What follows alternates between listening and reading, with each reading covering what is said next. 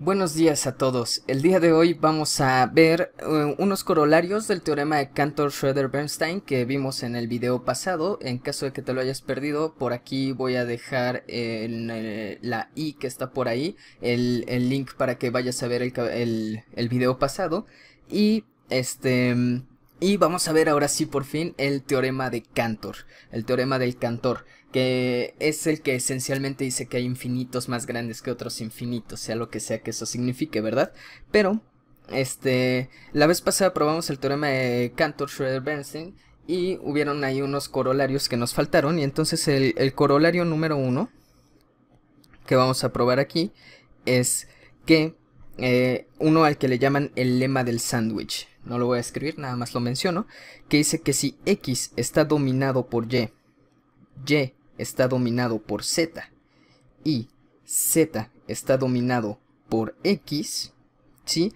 Entonces básicamente aquí tenemos como una especie de sándwich en el que Y está emparedado entre X y Z, sin embargo X también domina a Z. Entonces, ¿qué es lo que vamos a tener?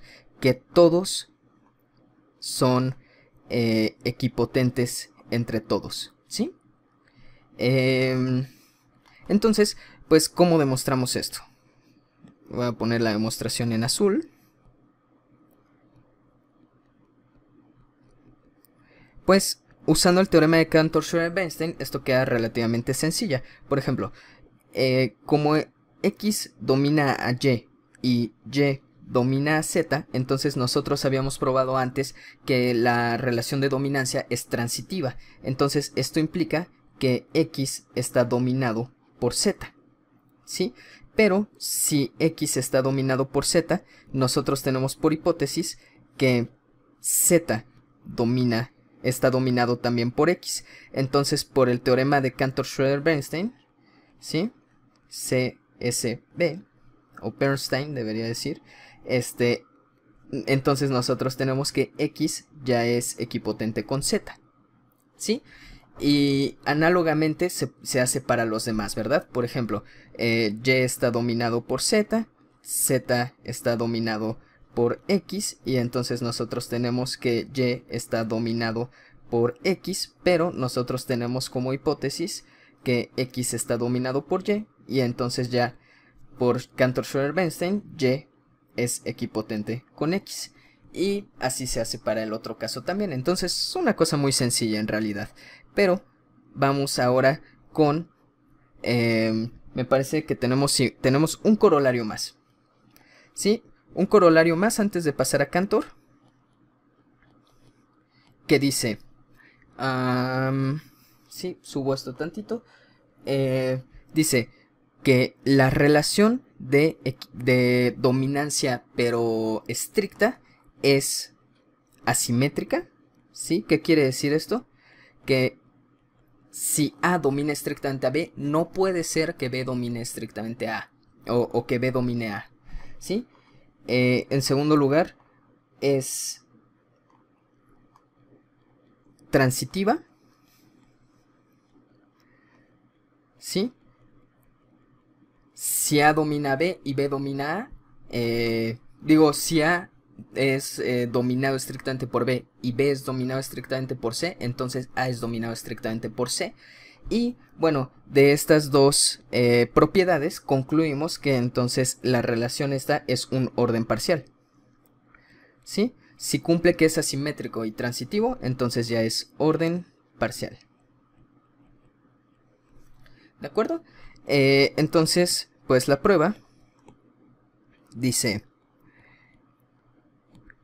pues si A domina a B y B domina a A, entonces por la definición de la dominancia estricta, nosotros tenemos que en particular A es dominado por B de manera no estricta y B es dominado por A de manera no estricta también, y entonces por Cantor-Schroeder-Bernstein nosotros tenemos que A y B son equipotentes, pero la dominancia estricta también nos implica que no son equipotentes. La definición de la dominancia estricta es que sea la dominancia y además no son equipotentes. Entonces nosotros tenemos una contradicción. ¿Qué pasa, no? ¿Son equipotentes o no son equipotentes? Por lo tanto, nosotros no podemos tener que se dé la dominancia estricta de un lado y del otro al mismo tiempo. Entonces es antisimétrica, ¿sí? Este es el caso 1. Y para nuestro inciso 2, nosotros tenemos que si A es dominado estrictamente por B y B es dominado estrictamente por C, entonces nosotros tenemos para empezar que A es dominado por B y B es dominado por C de manera no estricta. Entonces nosotros tenemos de aquí que A es dominado por C, porque nosotros ya habíamos probado que la dominancia no estricta sí es transitiva. Pero también nosotros tenemos que probar que A no es equipotente con C, ¿sí? Eso era la parte que nos faltaba para tener la transitividad de la equipotencia, digo, de la dominancia estricta, ¿sí? Entonces, ¿qué es lo que pasa si A sí es equipotente con C? Pues en este caso nosotros tenemos que A está dominado por B, B está dominado por C, ¿sí? Y nosotros tendríamos también que C está dominado por A, porque si A y C son equipotentes, entonces en particular se dan las dos dominancias. Pero entonces, por el lema del sándwich, nosotros tenemos que A sería equipotente con B, por ejemplo, ¿sí? Tenemos que todos son equipotentes con todos al tener esta triple dominancia.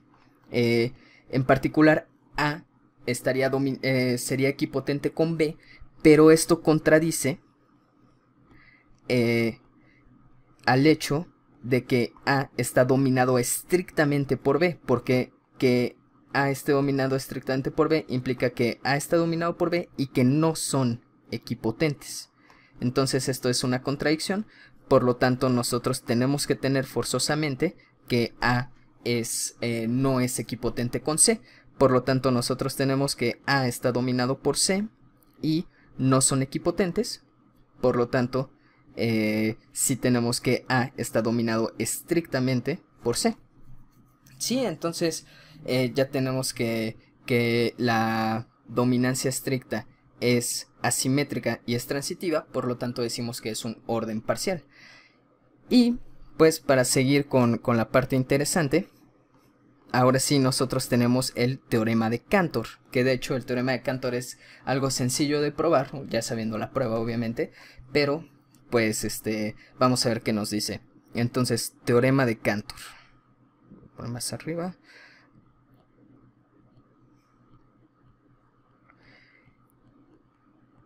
El teorema de Cantor nos dice que A siempre es dominado estrictamente, ¿sí? El conjunto A, por su potencia. La potencia de A, recordemos que es la familia de todos los subconjuntos de A, ¿sí? Mejor le voy a poner X, tal que X es subconjunto de A. La familia de todos los subconjuntos. Entonces, no importa si A es un conjunto infinito, si nosotros sacamos su potencia nos da otro conjunto que también es infinito, que va a dominar estrictamente a A. Es decir, la potencia de A es un conjunto infinito que es más grande que A, aunque los dos sean infinitos. Entonces es que nos dice esto, que hay conjuntos infinitos que son más grandes en el sentido de la dominancia estricta que otro conjunto que también es infinito. Entonces, conjuntos infinitos más grandes que otros infinitos, si ustedes quieren interpretarlo de esa manera. Entonces, ¿cómo probamos esto? Demostración.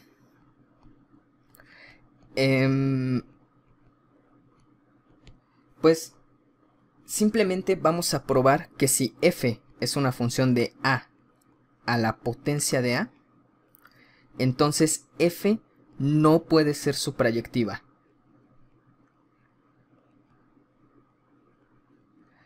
¿Sí?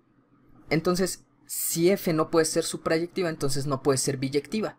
Y como no puede ser biyectiva, entonces no podemos tener la equipotencia entre A y la potencia de A.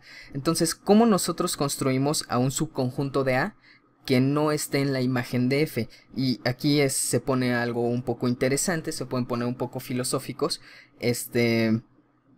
sobre este conjunto que le voy a llamar B, que es los elementos de A tal que F de X, perdón, que X no es elemento de F de X. Esto es un poco como la paradoja de Russell, la paradoja del barbero. Si la quieren, si les interesa saber de ese tipo de cosas, pues búsquenla en la Wikipedia porque es interesante, pero básicamente es X no se pertenece o no pertenece a la cosa a la que él mismo es mandado. Y pues nuestra afirmación es que B no está en la imagen de A. ¿Sí? Entonces B es un elemento de la potencia de A que no es mandado por ningún elemento bajo F, ¿sí? ¿Y cómo demostramos esto? Pues supongamos que existe, no sé, supongamos que hay un Y en A tal que F de Y es igual a B. ¿De acuerdo? Entonces la pregunta crucial aquí es, ¿será que Y es elemento de F de Y? O sea, de B. ¿Cuál será la respuesta a eso? Es una paradoja. Porque, ¿qué pasa si Y está en F de Y? O sea, si Y está en B. Si Y está en B, entonces Y tiene que cumplir esta propiedad. ¿Sí? De hecho es un sí solo sí. Y está en B, sí solo sí, cumple la propiedad que define a B. Entonces Y está en B, sí solo sí pasa esto. O sea, sí solo sí Y no está en F de Y. Entonces Y está en B, en F de Y, sí solo sí Y no está en F de Y. Y si Y no está en F de Y, entonces tiene que estar en B, porque esta es la propiedad que lo define. Entonces, por donde lo veas, esto es una contradicción. Por lo tanto, ¿de dónde viene esta contradicción? De suponer que existe un Y en A, tal que F de Y es B. Entonces, la conclusión a la que llegamos es que simplemente que B no está en la imagen de A bajo F. No hay ningún punto que le vaya a pegar a B. ¿Sí? Entonces tenemos que A no es equipotente nunca con la potencia de A. ¿Sí? No existe una función suprayectiva de A a la potencia de A. Sin embargo, sí que existe una función G que es inyectiva. ¿Sí? ¿Y cómo vamos a definir a la función G? Pues G de X va a ser simplemente el unitario de X, el conjunto cuyo único elemento es X. Este es un elemento de la potencia de A, sí, porque es un subconjunto de A, al X ser un elemento de A, y es inyectiva. Es muy fácil ver que X es inyectiva, porque si X es distinto de Y, entonces el unitario de X es distinto del unitario de Y, es decir, G de X es distinto de G de Y. Por lo tanto, a través de esta función G, A es dominado por la potencia de A. Entonces es dominado, pero no son equipotentes. Entonces lo que nosotros tenemos es que tenemos dominancia estricta. Sí, entonces queda probado el teorema de Cantor. La potencia de A es un conjunto infinito que es más grande que A, aunque A fuera... Más bien, si A es un conjunto infinito, la potencia de A es un conjunto infinito que es esencialmente más grande que A. Y para terminar con esto de la teoría de la comparación y poder seguir en el siguiente video con la definición de conjuntos finitos y qué onda con los conjuntos finitos, lo cual también es una teoría muy interesante. ¿Cómo defines tú que un conjunto sea finito, no? Puedes tú decir, pues si puedo contar los elementos, entonces sí es finito. A lo mejor eso es una definición un poco rara. ¿Qué es contar, no? ¿Qué pasa con esas cosas? Se pone un poco filosófico el asunto, pero vamos a ver qué pasa. Tan rara es la definición de ser finito, de que un conjunto sea finito, que en la historia dos personas, Cantor y Dedekind, dieron dos definiciones que no son equivalentes. Entonces es una cosa tremenda eso. Pero bueno, Vamos con una última proposición antes de terminar con esta parte de la comparación, que dice que la potencia de A es equipotente con 2 a la A. ¿Qué es 2 a la A? Pues es el conjunto que tiene el 0 y el 1 a la A, que es el conjunto de todas las funciones de A al conjunto 0, 1, ¿sí? Tal que f es función.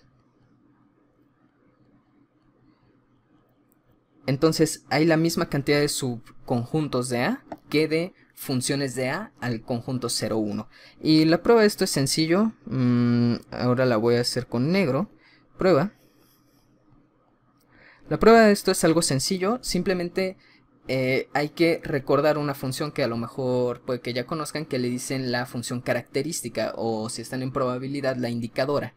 La función característica de un subconjunto X, digamos sea X un subconjunto de A, la función característica de X evaluada en un punto Y, digamos, va a ser igual a 1 si Y es un elemento de X, y va a ser 0 si Y no pertenece a X.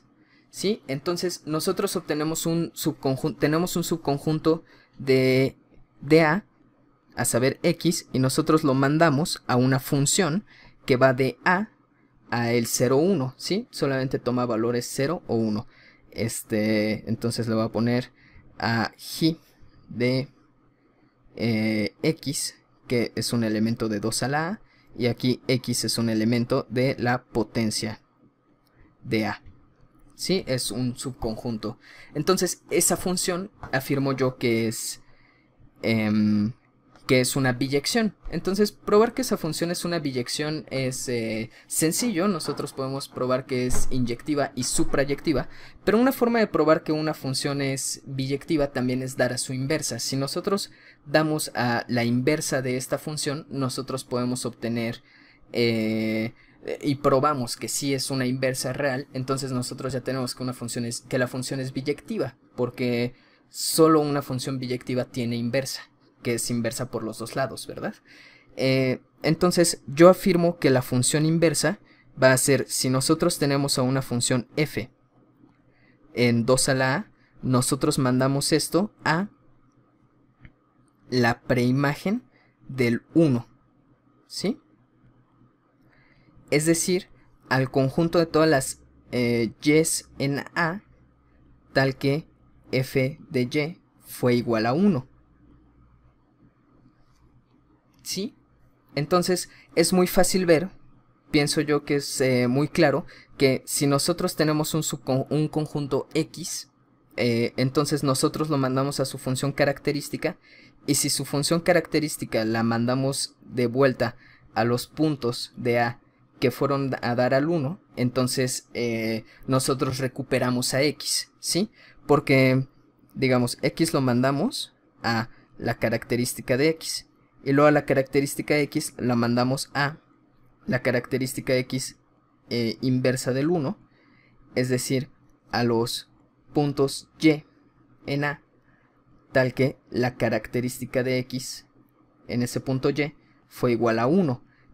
Pero cuando la característica de X de un punto Y es igual a 1, pues es exactamente cuando Y está en X. Entonces, ¿qué estamos diciendo aquí? Que son los Y's en A, tal que Y también está en X. Es decir, es exactamente X.